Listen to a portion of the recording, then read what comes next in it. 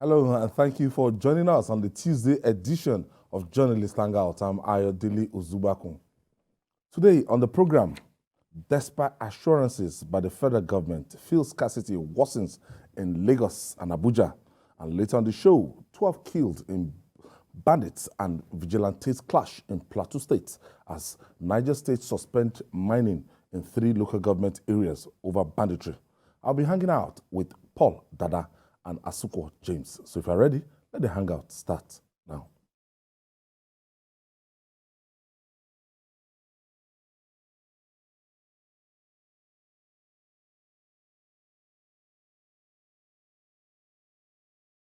Let's begin in Abuja, the country's capital, where the office of the Accountant General of the Federation is enmeshed in another corruption allegation. The acting Accountant General of the Federation, Chukwuire Anamakwe, has been removed just 35 days after he replaced Ahmed Idris, who was sacked on over 80 billion naira alleged fraud. Anamakwe, who has been replaced by Sylvia Okulebo, is alleged to be embroiled in a corruption scandal and has been under investigation by the Economic and Financial Crimes Commission. Accountant General of the Federation, Asuko. And when you look at, what's happened, what transpired in that office before, his predecessor was alleged to have mismanaged over 80 billion naira. I'm still finding it difficult to wrap my head around a system that will allow public servants, have access to the cookie jar to be able to embezzle over 80 billion naira. Then we have this. You can't be an accountant general of the federation and be seeing billions and trillions, And there's no how, if you do not put systems in place. Yeah, that's what I'm talking about. To stop people from always putting their hands in the cookie jar, like you said, then we'll continue to have this. For Chukwuire, the sacked accountant general, I think what happened was even when they made him the acting AGF, people were already saying that this guy has a case with the EFCC. I remember there were some online newspaper who were saying that he actually had a case with the EFCC. But I want to believe that the FG just wanted him to just take that space for a while and look for another person, a suitable replacement. But unfortunately, I don't want to go like the bandwagon of people saying that he was actually removed because he actually said that Nigeria, the federal government, is actually borrowing, to augment salaries for the federal workers. I think it was his own time for him to face justice. And then he was arrested, he was sacked, and he'll be facing justice. And don't forget, Ayo, that the allegations against him didn't just start today. The allegations started when he was Director of Finance and Accounts with the Ministry of Defense. So that is where the whole thing started. So the FCC has been on this matter until they decided. So ab initio, it was not legible. He was not to be holding. Exactly. It doesn't have any business in that office. Because of the baggage. Exactly. He had the baggage, So, but I don't know why the federal government decided to make him, the accountant general. But I just in my head, because immediately they made him, there were already stories around, being peddled around that he has issue with the FCC. So the federal government should have, find another replacement immediately. What kind of system do we run that we don't even do background checks again? Now, if I'm in this organization now, do you understand? If I want to apply to work in another media house, they'll be able to make inquiries from this TVC. That's where is it coming from? Who's he? And do a kind of background check. So if this man was carrying this kind of baggage, why did he end up as acting accountant general? What we're having is what we call comedy, like we call comedy of errors in literature. And a position as sensitive as that of the accountant general is not the one you trivialize by appointing someone who has for some time been under the radar of the EFCC. It was a director. It was being investigated. And then you rewarded him for what? To me, it sounded like a reward. You elevated him to the position of an acting accountant general when you knew, very much knew, that the man who was there was still being accused, of course, was already arrested for an alleged 18 billion naira fraud. And then you put another person there who has been under EFCC investigation. I thought that it should be a normal thing to do background checks. I thought you could ask the EFCC, what's the status of this man's case? As this man, have you cleared this man? Does he have any case with you? Does he have any case with you?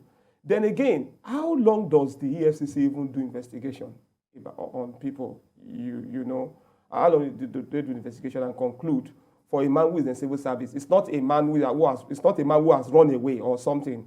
It's not a man that cannot. You have his file. You have his file. You have everything. How long will it take the EFCC to even say? And again, in making appointment, I thought that when you are making appointment, for example, if I go to appoint a minister, you do background checks with the DSS. Mm-hmm. I thought you should get information. I thought the EFCC should be able to advise you. A sensitive position as the accountant general. That's what I'm saying. The EFCC should be able to advise you, you know, and say, no, sir, this man can't get it now because it's this. So there is a disconnect in the system. There's a problem somewhere. You know, it's just we just reduce everything to absurdity, profound absurdity. It's like we're not taking seriously sensitive issues as this. As you said that when you are an AGF, Accountant General now, not Attorney General of the Federation, you will have access to trillions. Yes. It goes with the territory. And you have to be someone who is self-controlled. You have to be someone who is upright. Track record. And with a proven track record of integrity. So it's a shame, really. It's a shame that this is happening. It seems most of our public officers that they see that opportunity as, look, it is a duty to come and chop.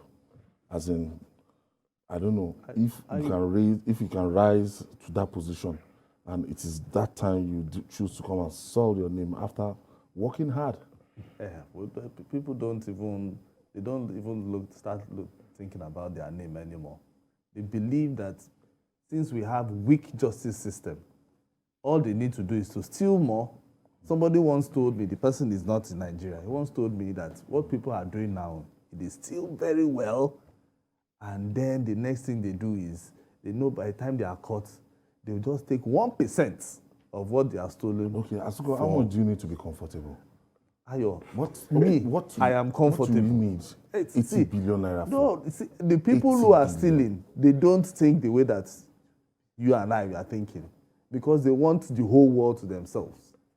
You know, because when we are growing up, we know that what comfort is having a roof over your head, you know, you can eat, you understand, and then you can go to school. That is how we are trained. You know, just go to a good school, you can come back home if you can. This man is over 60 years, 60.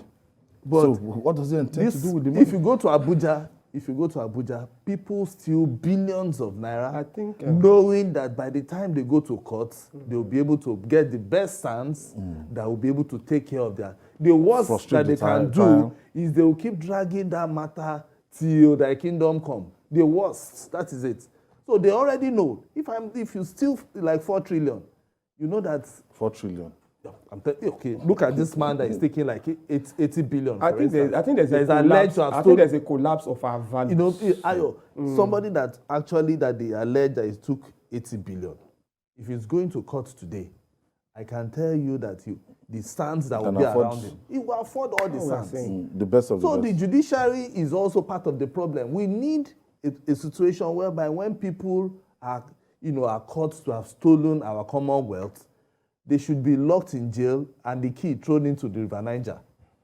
That is so that everybody will begin to learn lessons. But if we keep saying, okay, the judiciary is just going to, you go there and they give you a pat on the arm and then you come back. Meanwhile, somebody who has stolen one fowl somewhere is given FTM jail term. That is a problem. So we must start, the judiciary has to start. We must start looking at how the judiciary will come hard on these people. Go to Abuja today. There are so many houses you will see in Abuja. Nobody's there. Yeah. The day that we heard that most of those houses are owned by civil servants. Some of them directors, some are in level 12, some are in level 13. They have houses with estates in Abuja. And they are not doing anything. So by the time we start, if we start to zero down on all these people, then this one we are talking about 80 billion. We don't even know. You know, the thing is, this man, we don't know how much he has been alleged to have been, he has stolen.